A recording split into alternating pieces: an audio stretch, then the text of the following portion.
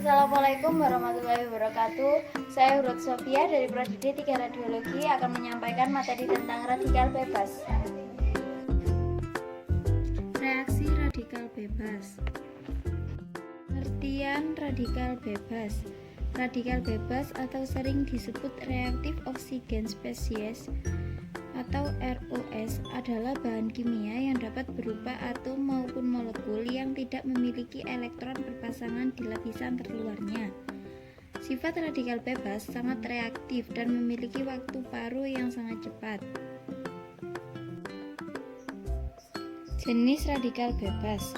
Ada dua bentuk umum dari radikal bebas, yaitu ROS dan reaktif nitrogen spesies. ROS diantaranya ion superoksid, hidrogen peroksid, hidrogen radikal, dan peroksil radikal. RNS sering dianggap sebagai subkelas dari ROS, diantaranya nitrik oksid, nitrous oksid, peroksinitrit, dan peroksitrous oksid. Sumber radikal bebas. Yang pertama endogen.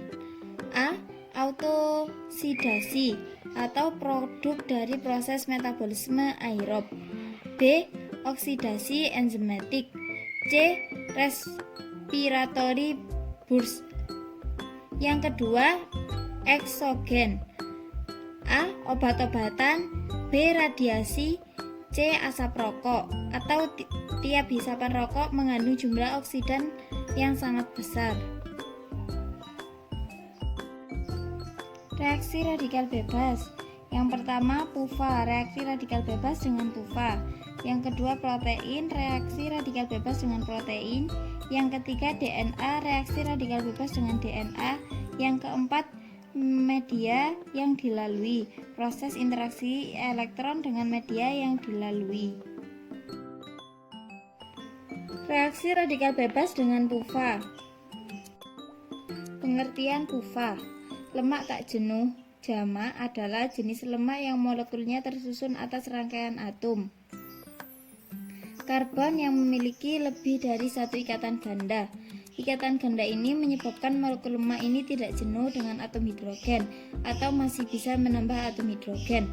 Lemak tak jenuh jamak biasanya dalam fase cair pada temperatur kamar dan tetap cair saat didinginkan. Reaksi radikal bebas dengan protein. Pengertian protein.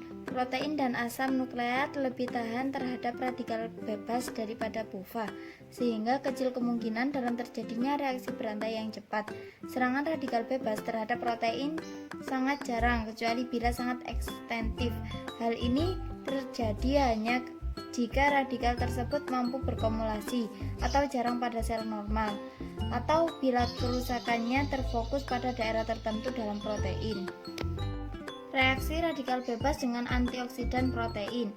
Protein dan asam nukleat lebih tahan terhadap radikal bebas daripada PUFA, sehingga kecil kemungkinan dalam terjadinya reaksi berantai yang cepat. Serangan radikal bebas terhadap protein sangat jarang, kecuali bila sangat ekstensif. Hal ini terjadi hanya jika radikal tersebut mampu berkumulasi, jarang pada sel normal, atau bila kerusakannya terfokus pada daerah tertentu dalam protein. Reaksi radikal bebas dengan DNA.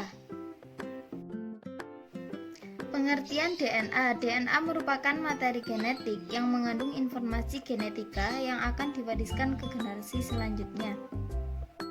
Kerusakan DNA. Kerusakan terjadi bila ada lesi pada susunan molekul. Apabila tidak dapat diatasi dan terjadi sebelum replikasi, maka akan terjadi mutasi. Radikal oksigen dapat menyerang DNA jika terbentuk di sekitar DNA seperti DNA pada radiasi biologis. Radikal bebas yang mengambil elektron dari sel tubuh manusia dapat menyebabkan perubahan struktur DNA sehingga terjadi mutasi. Bila perubahan DNA ini terjadi bertahun-tahun, maka dapat menjadi penyakit kanker. B. Kerusakan DNA akibat serangan radikal bebas. Disebut kerusakan DNA tidak langsung karena radikal yang terbentuk dapat berdifusi ke seluruh tubuh dan mempengaruhi organ-organ lain. Melanoma ganas dapat disebabkan oleh kerusakan DNA tidak langsung karena ditemukan di bagian tubuh yang tidak terkena sinar matahari. DNA rentang terhadap serangan radikal karena hidrogen sangat labil yang dapat diabstraksi dan prevalensi ikatan rangkap dalam basis DNA yang dapat dengan mudah ditambah dengan radikal bebas. Proses interaksi radikal bebas dengan media yang dilalui. Dampak interaksi radiasi dengan materi. Ada dua dampak interaksi radiasi dengan materi, yaitu satu secara fisika.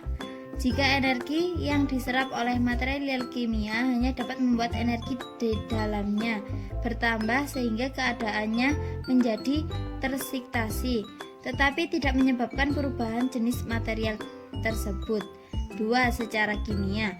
Bila akibat interaksi antara material kimia dan radiasi menyebabkan keadaan material kimia menjadi tersiktasi dan lebih lanjut mengalami perubahan jenis nuklida dan molekul-molekulnya.